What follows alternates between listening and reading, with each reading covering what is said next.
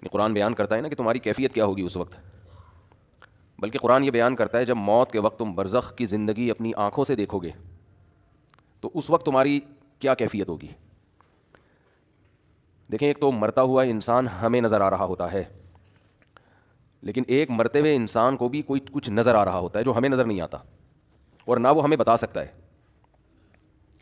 جیسے جو آدمی بستر پہ لیٹ جائے سونے کے لیے، تو ایک پوزیشن تو یہ ہوتی ہے جس میں وہ مکمل جاگ رہا ہوتا ہے، جس میں ہم سے اس کا رابطہ ہوتا ہے.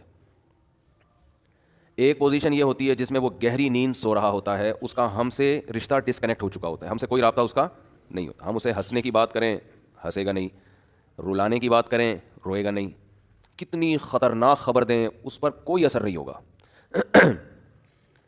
لیکن ہمیں یہ لگ رہا ہوتا ہے کہ یہ بے ہوش ہے، مگر وہ ایک الگ دنیا میں گھوم رہا ہوتا ہے. وہ جس دنیا میں گھوم رہا ہوتا ہے اس کو خواب کہا جاتا ہے، عالم خواب. وہ یہ سمجھتا ہے کہ یہ حقیقت ہے اس خواب کو. اچھے خواب بھی ہوتے ہیں، برے خواب بھی ہوتے ہیں. بعض اچھے خواب ایسے ہیں آنکھ کھلتی ہے تو انسان افسوس کرتا ہے، یار میں تو سمجھ رہا تھا یہ سچی مچی کا ہو رہا ہے میرے ساتھ. بعض برے خواب ہوتے ہیں انسان کی آنکھ کھلتی ہے، شکر ادا کرتا ہے، اللہ تیرا شکر ہے کہ یہ خواب تھا، اے اللہ تیرا شکر ہے یہ خواب تھا. لیکن خواب میں اس کو یہ احساس نہیں ہوتا کہ میں خواب دیکھ رہا ہوں. تو ایک کنڈیشن تو یہ ہے جس میں وہ بالکل ہم سے منقطع ہو چکا ہے، ایک کنڈیشن یہ ہے جس میں وہ ہم سے رابطے میں. ایک اس کے درمیان کی کنڈیشن ہوتی ہے جس کو میں پیار سے بٹوین کنڈیشن کہتا ہوں. کہتے نہیں انگلش میں اس کو بٹوین، لیکن درمیان ہے نا. دیسی انگلش ایسے ہی ہوتی ہے، کوئی بھی لفظ ادھار لے کے کہیں بھی لگا دو. تو بالکل درمیانی کنڈیشن کیا ہوتی ہے جس میں وہ آدھا جاگ رہا ہوتا ہے اور آدھا سو رہا ہوتا ہے. کچھ یہاں کی بھی سن رہا ہوتا ہے، ہمیں لگتا ہے کہ یہ سویا نہیں ہے ابھی، لیکن تھوڑا غائب دماغ بن چکا ہوتا ہے. کچھ چیزیں اس کو وہاں کی خواب کی نظر آ رہی ہوتی ہیں. بالکل یہی کنڈیشن قرآن و سنت سے پتہ چلتا ہے کہ جب انسان کی موت واقع ہونے والی ہوتی ہے تو ایک کنڈیشن یہ ہوتی ہے جس میں وہ مکمل حی ہے، مکمل زندہ ہے، جس میں وہ ہم سے بات چیت کر رہا ہوتا ہے. ایک کنڈیشن یہ ہوتی ہے جس میں وہ مکمل اس کی ڈیتھ ہو چکی ہوتی ہے، اس میں ہمارا اس سے کوئی رابطہ نہیں ہے. اس پہ جو گزر رہی ہے وہ جانے اور اللہ جانے. جیسے حضرت عمر نے فرمایا نا کہ حدیث میں آتا ہے نا کہ جو برا آدمی ہے جب اس کی میت کو قبر کی طرف لے کر جاتے ہیں تو کہتا ہے کہ تم مجھے کہاں لے کے جا رہے ہو، اور اچھے آدمی اچھا کیا کہتا ہے، مجھے جلدی لے کر جاؤ. کیوں؟ برزخ کی باتیں ہیں جو وہ خود دیکھ رہا ہے.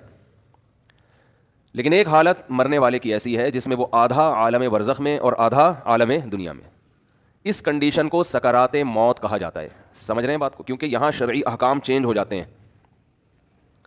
شریعت میں کچھ احکام ایسے ہیں کہ ابھی اس کا حکم کچھ اور ہے، مرنے کے بعد کچھ اور ہے.